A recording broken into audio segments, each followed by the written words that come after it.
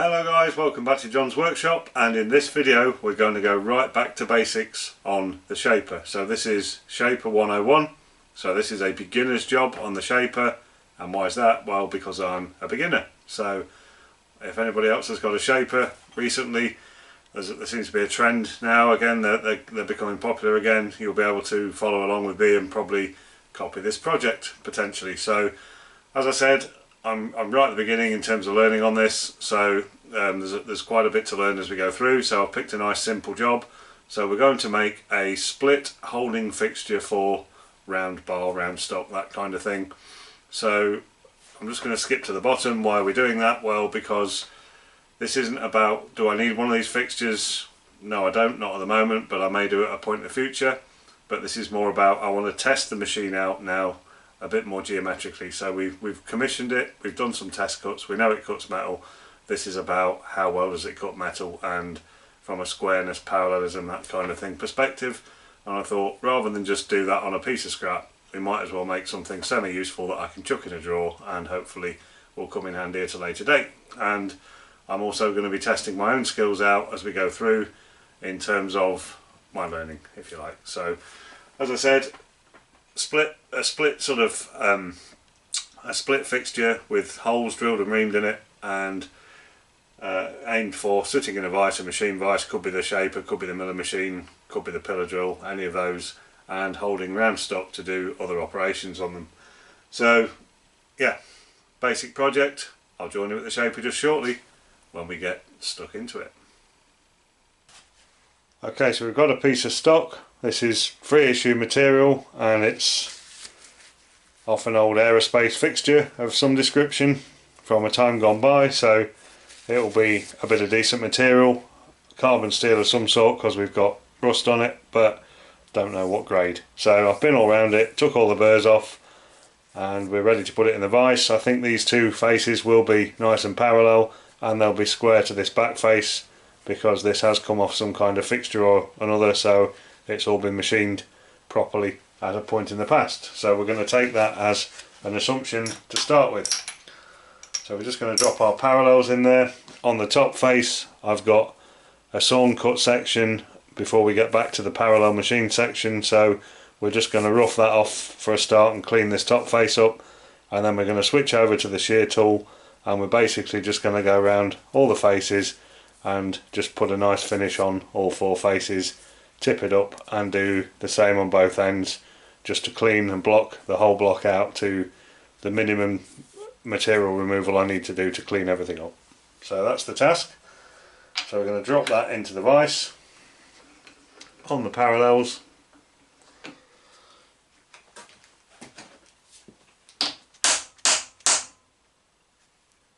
Yeah, that's knit down nice and tight first go, so I think everything's nice and square on that part. So I'll get my roughing tool put in, ready to cut, and I'll bring you back when we're machining this first piece of sawn cut stock off the top of this block. Okay, we've got our roughing tool in, we've squared our clapper box up after some feedback I got on my last video, so I think that's probably right for a facing cut. And I've set my stroke length, and I've set it slightly longer than I did last time to try and give the clapper box a bit more time to settle down before it gets back into cut. And I've set my cross feed to be 10th hour step, so we're just going to wind down now and touch on to this sawn cut surface.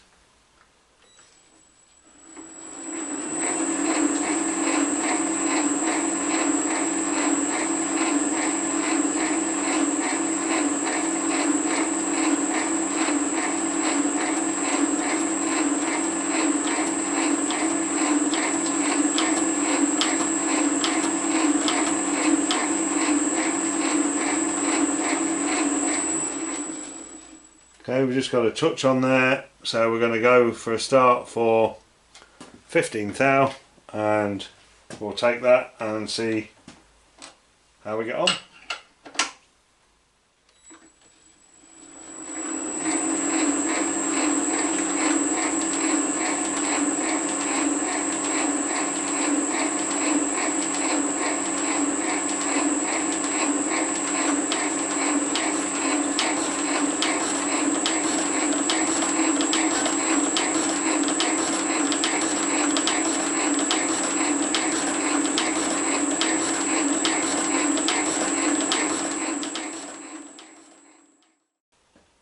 Okay, so we've just done a 20th thou cut, depth of cut at 10th thou step over. That's the deepest cut we've done on here, and it handled it nicely, and we've got some nice clean swarf coming off, so it's not all ripped and raggy and torn. So I'll just show you that at a 20th thou depth of cut.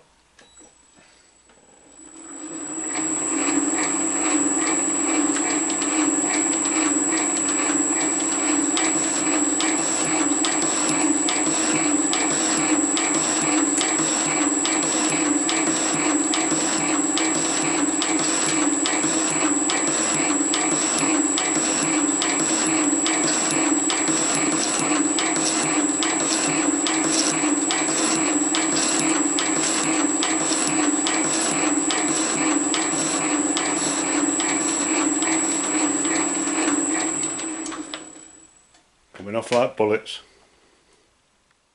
Okay, we switched over for our shear tool, and I've touched on the surface. We've put a 2th thou cut on, and I've reduced my step over to 5th thou, which is the lowest increment on the machine. So we'll see how we get on with that.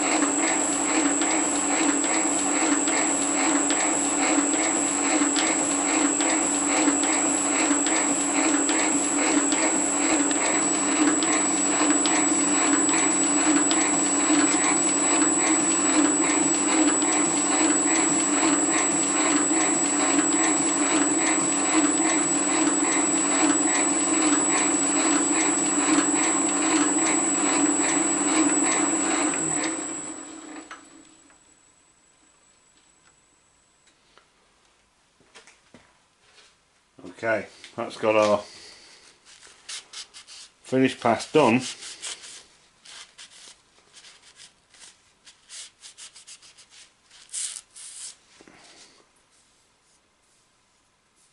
That is absolutely superb.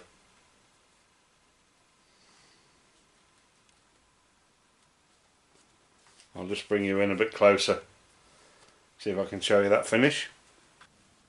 So that is as good as, if not better than, a surface ground finish by feel. Absolutely fantastic. We've got this kind of marking here where the clapper is, where the tool's just touching the surface on the way back, but you cannot feel that at all. That is a really nice finish. So what I'm going to do now is whip this out, deburr it, flip it 180. I'm going to take a finish pass the same on the opposite side, and I'll bring you back when we're putting a micrometer over this to see how we're doing for parallelism. Okay, so we've got our block all squared up this way round, and surface finish is absolutely superb, and that's by using the shear tool as I showed at the start. So what we're going to do now is I'm just checking my parallelism across, which effectively is across this way on the shaper. So I'm just going to measure with a micrometer. So we've got 29.4 29.47. Is that going to focus? 29.47 at this end of the block, and I come around and measure the other end of the block.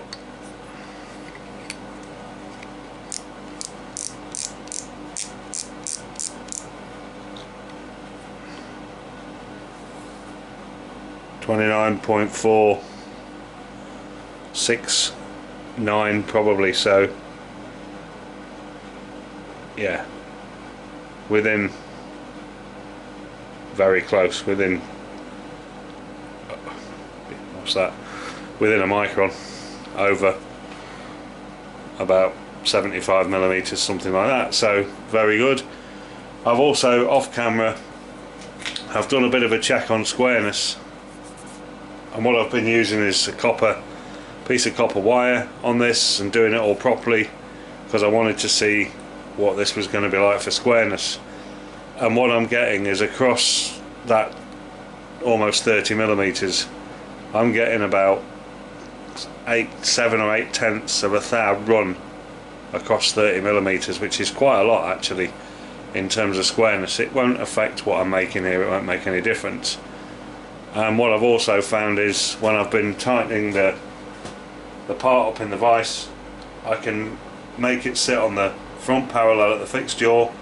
I'm struggling to get it to fit, to fit down onto the rear parallel on the moving jaw most of the time, which tells me that my fixed jaw is probably tipped outwards towards the top, which is kicking the part over a tiny bit. So once I've finished making this part, I'm then going to do some further investigation. So we're going to clock up and down the fixed jaw, and then if we're seeing the same sort of error, we're going to remove the fixed jaw and we're going to skim in situ the back face that the fixed jaw bolts up against on the vise to make that square to the table surface. So that will be probably in a separate video.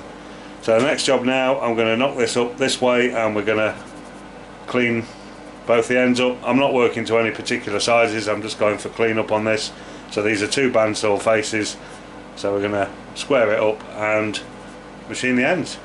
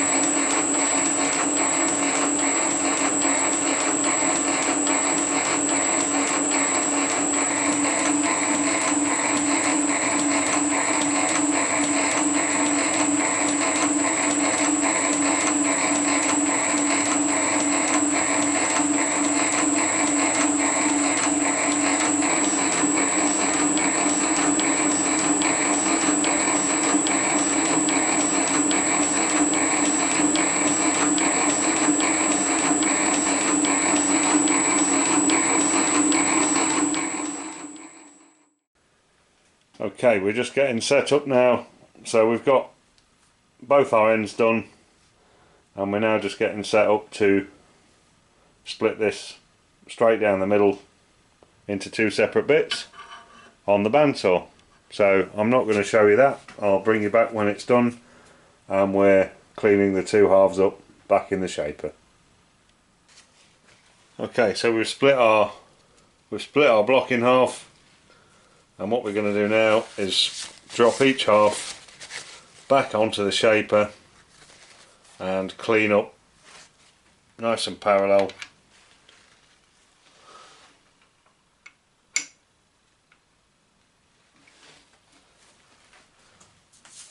the band torn surface. So I'll get this loaded up and get my stroke and everything set, and I'll bring you back when we're taking our first clean-up pass. Okay, we're all set up for our first clean-up pass, so here we go.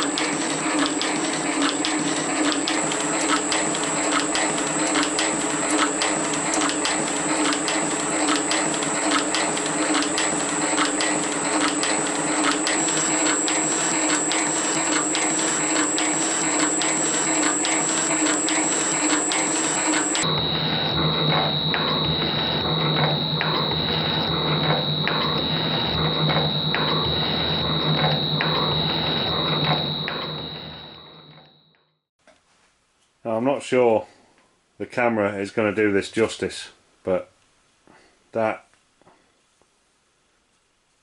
is every bit as good as a surface ground finish. That really has come out well. There's just the faintest evidence of this kind of marking at the start, but you really, there's nothing detectable. You can't feel it, and the camera's maybe just picking it up. You can see there's a kind of a mark, some banding across here, look, and that's where the clapper box is kind of bouncing its way back over the part on the way back on the return stroke. Again, absolutely undetectable. You can't feel it at all. But yeah, what a finish that is. That is superb. I'll get the other one done the same and bring you back. So we're just going to do another check. Obviously you saw me rough one out and shear tool finish it, and I showed you the finish.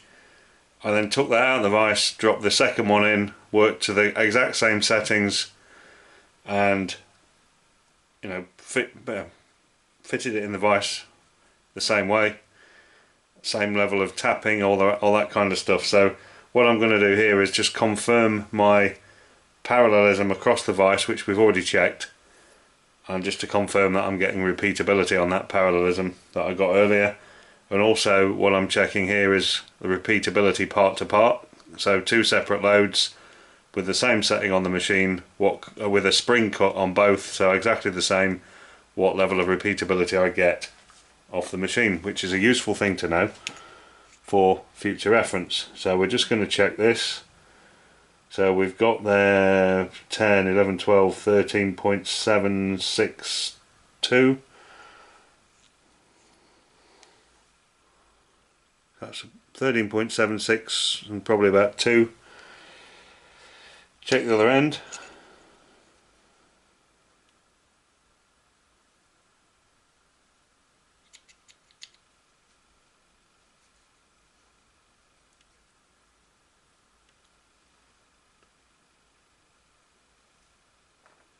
.768. So we're about 6 microns taper over 75mm. Now let's check our repeatability part to part. Oh, I'm liking that. 13.762 on that end.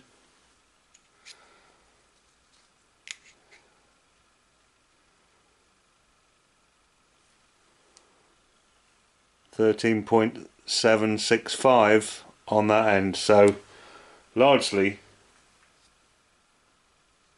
I'm not quite sure I'd be getting those results off the surface grinder, if I'm honest. I'm really pleased with that. That's largely within, part to part, within a couple of microns, and taper across 75mm of length within 6 microns, something like that.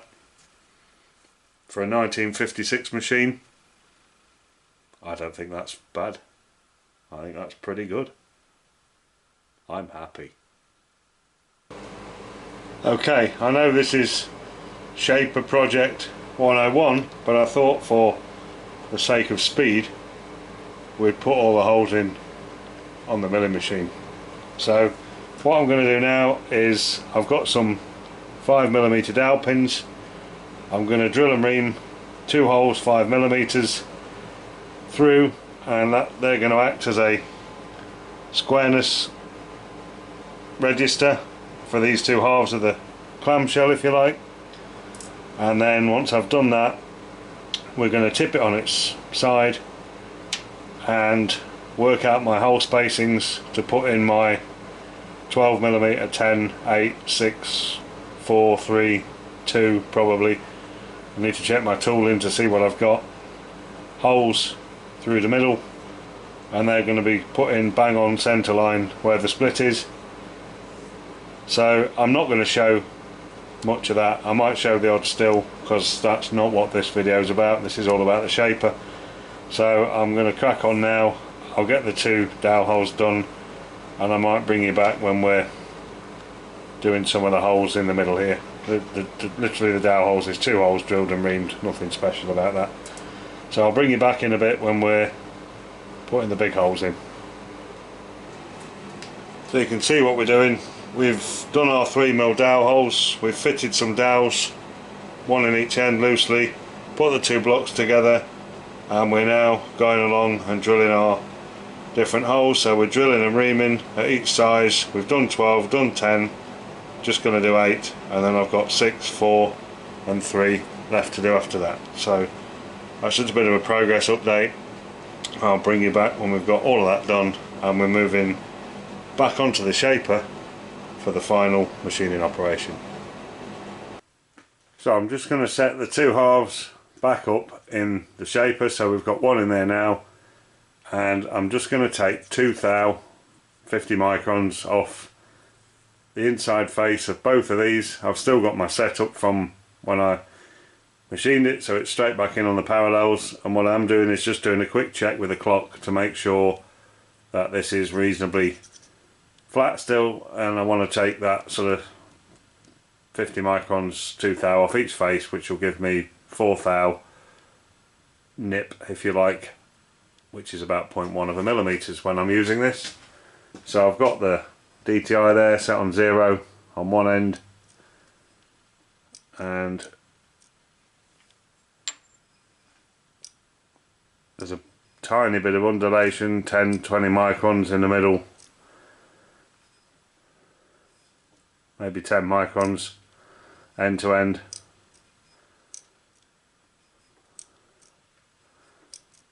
It's bumping around a bit in the middle because there's probably some tiny burrs on the edge of those, edge of the holes here. Yeah, there's some tiny burrs, which is what it's picking up on. So happy that's in the right place. So I'll bring you back in a moment when we're taking a finished pass.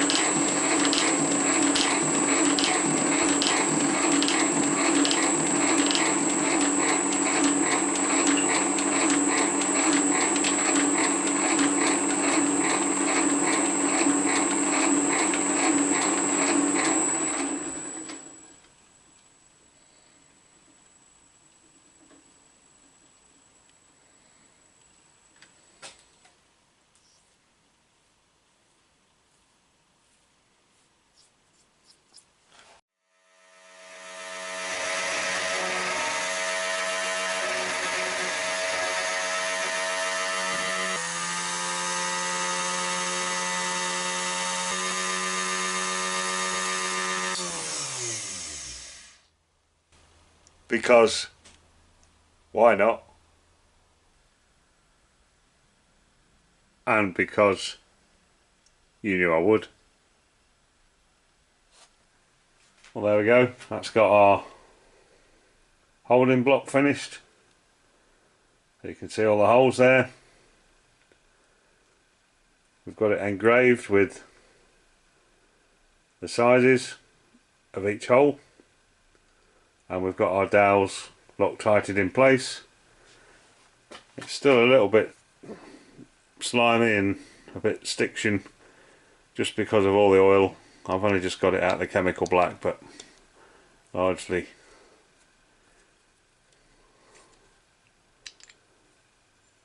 it comes apart like that.